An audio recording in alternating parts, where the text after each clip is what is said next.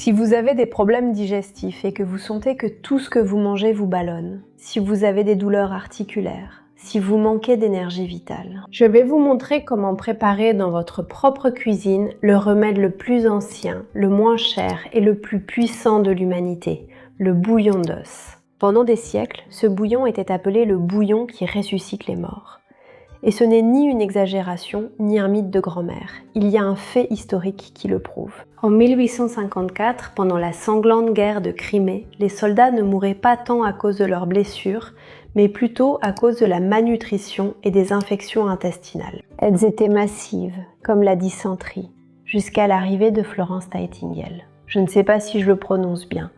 La mère des soins infirmiers modernes. Elle a imposé l'hygiène, oui, mais sa grande arme secrète, c'était qu'elle avait installé de grandes marmites qui restaient allumées en permanence pour préparer un bouillon d'os en continu, en faisant bouillir des os. Elle préparait cela dans les hôpitaux de campagne. Alors, quand ces soldats et ces personnes mourantes étaient là, elle leur donnait constamment ce bouillon. Donc, qu'est-ce qu'elle faisait? Elle les nourrissait. Quel a été le résultat? Le taux de mortalité est passé de 42% à seulement 2%. Rien. Florence a démontré, il y a plus d'un siècle, que si tu nourris la cellule à la racine et que tu déris l'intestin, le corps humain accomplit le miracle de se réparer lui-même. Et aujourd'hui, la science donne raison à Florence. Alors, nous voulons te montrer comment nous préparons le bouillon d'os ici, chez nous. Nous le faisons de façon simple pour l'avoir à disposition chaque jour. Préparer un bouillon médicinal, ce n'est pas comme faire une soupe en sachet, bien sûr. C'est une alchimie, un processus lent. Pour notre recette maison, celle que nous consommons ici à la maison, les proportions sont très simples. 1. Nous allons ajouter un oignon. Je vais d'abord l'éplucher. Là, 5, 7, 10, 16, 17. Incroyable, et elle apporte de la quercétine, un excellent antioxydant. La 25, 26, oh, vous pouvez aussi la couper si vous voulez. Nous allons ajouter 1 kg de 27.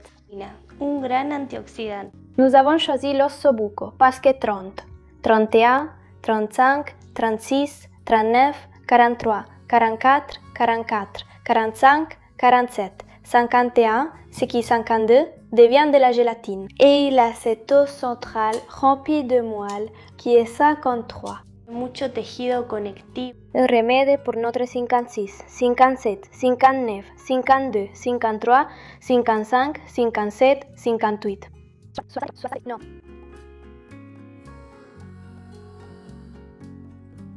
T'inquiète pas, non, 65. 69. 73. 75. 77. À 81.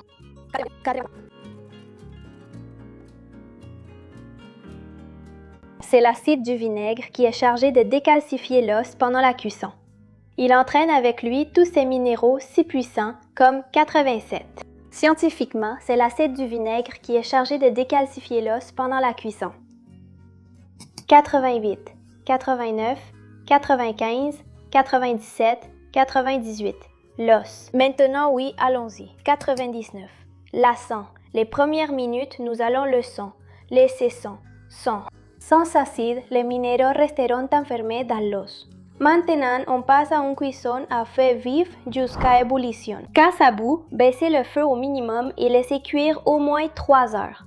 Nos ancêtres le laissaient toute la nuit sur le feu. Mais avec 3 heures d'ossobuco à feu très doux, on obtient ce dont on a besoin. Horas de osobuco a fuego 33. esa matriz de colágeno que necesitamos. Lo vamos a dejar tapado. Pendant que ça mijote doucement, je t'explique ce qui se passe à l'intérieur et pourquoi cela guérit notre corps. Avec une chaleur constante, nous libérons des acides aminés essentiels, principalement 2, la glycine et la glutamine. Aujourd'hui, à cause du stress chronique et des aliments ultra transformés, la majorité de la population souffre de ce qu'on appelle l'intestin perméable. C'est-à-dire que les parois de l'intestin sont très enflammées et présentent de micro-perforations par lesquelles des toxines passent dans le sang Et c'est cela qui nous maintient malades et épuisés. La glutamine de ce bouillon agit comme un ciment qui va boucher tous ces petits trous et rendre la paroi impeccable à nouveau. Bien sûr, cela se fait progressivement, n'est-ce pas? Ce n'est pas dès le premier bouillon que tu bois, mais en intégrant régulièrement. Adopter cette habitude pour ta santé. Intégrer cette habitude à ton quotidien. Boire du bouillon d'os 1 ou 2 fois par semaine, ou même une petite tasse tous les jours, ce n'est pas mauvais non plus.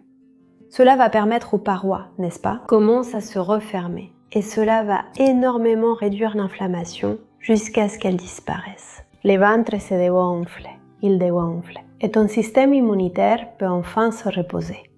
De plus, cette glycine pure est un neurotransmetteur inhibiteur, ce qui signifie qu'il calme ton système nerveux central, réduit l'anxiété et t'aide à dormir profondément, à être plus calme, à être plus centré.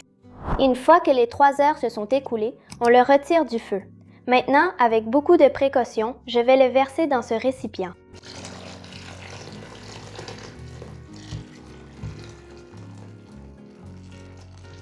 Je vais ajouter quelques morceaux de viande dans ce récipient. Vous pouvez aussi mettre la viande de côté et garder le bouillon séparément. Je vais tout transférer dans un autre récipient et on le met au réfrigérateur. Voici l'essentiel pour savoir si ton remède marche. Une fois le bouillon refroidi au réfrigérateur, il ne doit pas rester liquide comme de l'eau, mais trembler. Il doit devenir comme une belle gelée. Cette gelée naturelle, c'est du collagène pur. C'est ce qui va lubrifier tes genoux, donner de l'élasticité à ta peau et réparer ta muqueuse gastrique. S'il te reste une couche de graisse dure sur le dessus, tu peux l'enlever, parce que le vrai trésor, c'est la gelée en dessous. Comment ça se prend? Toujours chaud. Tu prends la portion que tu vas boire, par exemple une tasse. Tu la chauffes sans la faire bouillir, juste pour qu'elle soit chaude. Ajoute du sel si tu veux, puis bois-la. C'est exquis, exquis, exquis. Tu le bois bien chaud, tranquillement, en prenant ton temps. C'est incroyablement exquis et tu vas sentir à quel point ça te fait du bien. Quel est le meilleur moment pour le boire? Il y a 2 moments idéaux. Le premier, à jeun. Quand tu viens de te lever, avant de manger, le but est que ce collagène soit la première chose à toucher les parois de ton intestin et de ton estomac, en réparant tout le tractus digestif. Une autre option est de le prendre 1 heure avant de dormir, parce que la glycine va donner l'ordre à ton cerveau de se détendre, que c'est le moment de dormir et de se détendre. Cela va t'assurer un bon sommeil réparateur.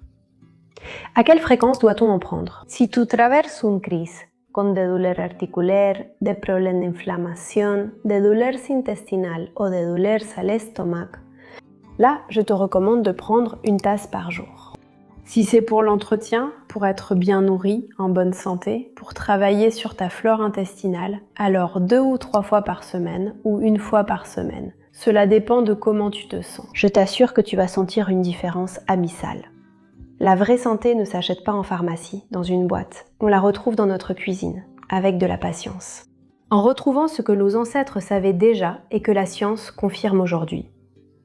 Ose préparer cette marmite d'or liquide, ce trésor liquide, cette alchimie liquide, cette santé liquide. Et raconte-moi comment ça s'est passé pour toi. Dis-moi comment tu l'as préparé ce week-end. Dis-moi aussi si tu connaissais déjà ce remède et cet aliment ancestral, ou si tu vas le faire pour la première fois. Je m'appelle Danae Aguilar, et si tu souhaites approfondir la connexion entre ton corps, ton mental et ton esprit, je t'attends sur ma chaîne secondaire, Portal Coherencia. Je te laisse une carte ici pour que tu puisses le visiter et le découvrir. Je vais aussi te partager une vidéo pour ajouter des infos pour ta santé. Elle est juste ici. Et c'est une vidéo sur comment nettoyer ton intestin. On se retrouve bientôt. À la prochaine.